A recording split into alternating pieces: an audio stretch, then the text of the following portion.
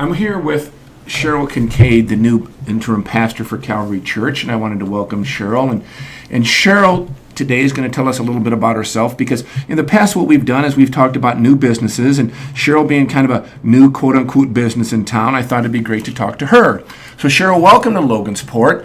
Why don't you tell us a little bit, and it's going to seem a little weird, folks, because right off the bat, I taped Cheryl for 15 minutes, and my technology skills came to the forefront when we couldn't hear us. So we're doing this a second time. So Cheryl, why don't you tell us a little bit about your background, where you came from, as well as your theological training. Okay, I was born in San Diego, California, one of 9 kids. We always attended church, but our family had some problems with abuse and alcoholism. So the church became parents to me, surrogate parents that helped me through a lot of hard times as I grew up. And I think it was the church that put in my head the idea that I needed to go to college to get a better life. And they were my cheerleaders through my associate's degree and then my bachelor's and my subsequent master's degree. So now where did you go to school? Now, home is San Diego, is that right? Yeah, home is San Diego. And where did you go to school? I went to San Diego City College for an AA in psychology, and I got my bachelor's of science in family studies and child development. And my master's degree, I started at Bethel Seminary. It's an extension of the Minnesota Bethel, but it's in San Diego, as an MFT, Marriage and Family and Therapy major. And I changed my major after a car accident to divinity. So I would seek to be ordained as a Presbyterian minister at that time. So the car accident had some significant impact on your life and on your decision of which road you're going to travel. Most certainly. I think before, because my church had been such a help to me through our family issues, and my Christianity had played a strong role in recovery for me from my abuse, I thought I was going to be a marriage and family therapist. But when I got in a car accident, I realized that what I really loved to do, and that's what happens when your life is at risk, you start to think how short this life is, and what do I really want to do? What I loved doing was preaching the gospel. And as a therapist, I'd have to kind of hang back on that. Right. I couldn't be directive, so I needed to be directive in preaching the gospel. And so I changed my major from marriage and family therapy to divinity. Also, as a lot of evangelical women, I struggled with a woman's place as a minister. And the Lord's been faithful in showing me examples and scriptural examples of women in the pulpit and women preaching the gospel. So you grew up in San Diego. Now, have you came here from San Diego? Have you Yes. been anywhere besides San Diego? Well, the Lord first called me to Sacramento after I graduated from SFTS, and then to Clifton, New Jersey. And I was there for about 10 years. I pastored a small church, First Presbyterian Church in Clifton, New Jersey. And then from there I went to Odessa, Texas, a very small town. And then from Odessa, I went back to San Diego to look for a new call, and now I'm in Logansport. So what are some of your first impressions of Logansport? I love that. I love the flowers on Main Street. I should say that. That was my favorite thing that I saw. It also physically feels very safe. It seems like a safe place to take a walk. When I first came, the pastor nominating committee showed me your small little swimming hole, your lake, and I was really excited about that, because since my car accident I haven't been able to swim in the beach, and I thought, well, in the summer I can swim in the lake. That's interesting, because we also have, and unlike San Diego, we do have somewhat of a winter here, and so we talked a little bit about in the first taping the fact that you've heard that the YMCA is a great place to go and has an excellent swimming area. That is correct, yeah. So we talked a little bit, and I think it bears repeating. First of all, you're an author, Yes. and you've written 3 books. Why don't you tell us a little bit about the books? Okay, so my first book was Hearing the Gospel through Charles Dickens' A Christmas Carol. I had read Dickens all of my life. When I was in high school, I read that his father was in prison, but I didn't get the fact that it was a debtor's prison. But because my dad had gone to jail, that's why I started to read his books. After my car accident, I was in a wheelchair, and I was finally strong enough to go to a theater. I went to San Diego Repertory Theater and saw Dickens' A Christmas Carol. And I had seen it many times, like probably most of you have seen it on TV, so I knew most of the lines by heart. But I heard a line almost for the first time, and that's when Mrs. Cratchit talks to Mrs. Cratchit about Tiny Tim, and Mrs. Cratchit says, "How did Tiny Tim do today in church?" And Mr. Cratchit said, "Very good and so much better. He gets the strangest thoughts sitting by himself so often. He said today he thought it might be good that people saw him in church, for they might remember that he was a cripple. So they might remember who made lame people walk and blind people see upon Christmas Day. It might be pleasant upon them to think about who made lame people walk and blind people see on Christmas Day." And that line for the first time rang home because I realized Tiny Tim wasn't asking to be healed. Instead, he was asking God to use him where he was at. And it was powerful. And so I started to study Dickens' life, and I started to notice that there was a parallel between the three spirits and the three lessons of Advent. And I found some scholars that agreed with me, and I wrote the book, Hearing the Gospel Through Charles Dickens' A Christmas Carol. And you also presented me a nice little book, but you've got two other books, too, that are maybe geared toward maybe a younger audience. Yeah, I have two children's books, and my background was child development, so it was rather easy to write them. One was The Little Candle That Was Frightened of the Dark, and it tells the story of a little candle that's sitting, that's frightened of the dark, that's sitting on a piano bench, and it sees the great Advent wreath, and it tells the candles in the Advent wreath that it's too frightened to shine, and each candle in the Advent wreath retells the story of Christmas and the courage it took for Mary, Joseph, the shepherds, and the wise men to seek out Jesus that night.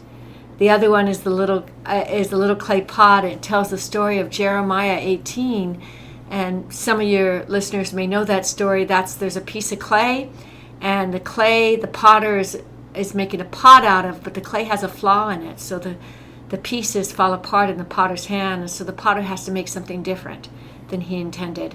And it seeks to tell that devotion of Christ working in our lives. Well, and as I said previously, she summarized me pretty well when she gave me one of the children's books instead of the Dickens book, so I'm looking forward to reading that. We talked about the church, and what do you think is where right now there seems to be a lack of enthusiasm, a lack of attendance in denominational churches. Where do you think the church needs to go? We had a discussion about, you don't necessarily need to change just the service. Yeah. If you change a menu and you're serving a bad piece of food, it's still a bad piece of food. That's a good a good illustration. And so what do you think the church has to do? Well, just to muse on your first point, it's not just about style. I think a lot of people look at younger churches and see them flourish and say, well, if I put a couple guitars up there and sing modern songs, I'm going to draw in the younger generation. It's about substance, and it's about priorities. I think different times, if you study church history, ministers and churches have had to emphasize different parts of the worship service. And this coming generation really is hungry for the worship part of the service. They're hungry for a personal encounter with Jesus Christ. And 3 hymns and some liturgy and a sermon isn't going to cut it anymore. We need to make our services more centered around worship, people meeting God in worship with words they can understand. I was telling one of my best friends who's a Baptist minister on the phone last night that we're in a second part of a Reformation. Remember the first Reformation, they said we can't sing in Latin and Greek and talk in Latin and Greek. People need to hear it in their native language. We're at a point in our worship service today that people need to hear the gospel in their native language. And the native language has changed since World War II. So we need to change it. But we also need revival. Well, that's interesting. And you're not necessarily saying native language as if I'm from a different country, but how millennials think versus baby boomers think. Is that kind of what you're alluding to? Yeah. Let's play the gospel. The gospel needs to be presented in modern English, not in King Jamesian English anymore. That's not going to work anymore. But just like the church fulfilled an area necessary for you to mature, kids still have that area that only can be satisfied by a spiritual calling, by a fulfillment of that the church can provide. Amen.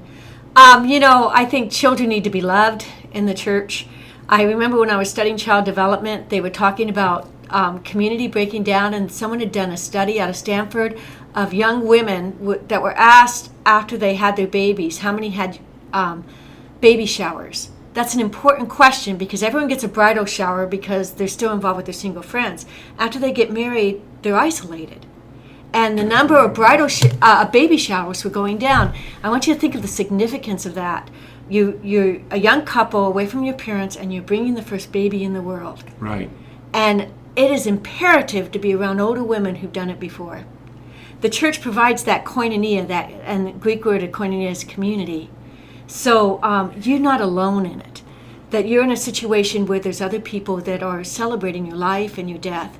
It gives them Jesus in a very real way, but don't think that a radio or television show can replace the community church.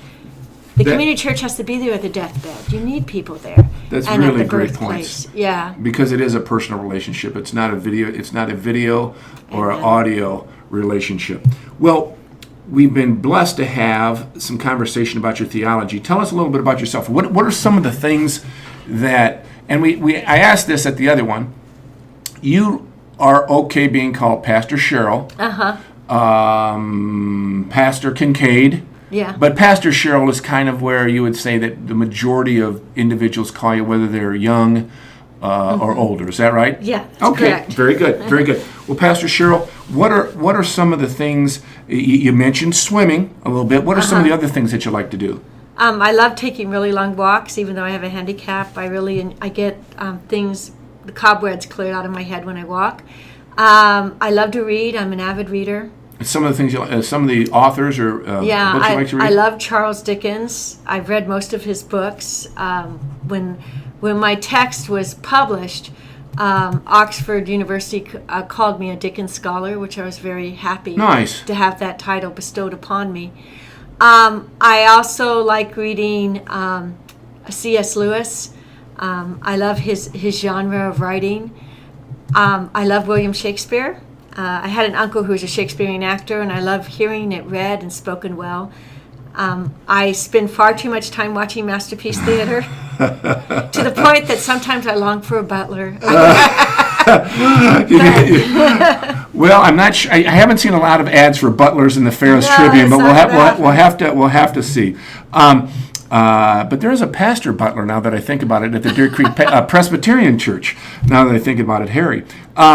So is there anything you miss about California? There's got to be some things. Well, I've just been here for a short time. Okay, so you really haven't gone through withdrawal. No, I think I might miss the ocean, but I can go there once a year. That's fine. California is a very expensive place to live because of the housing market.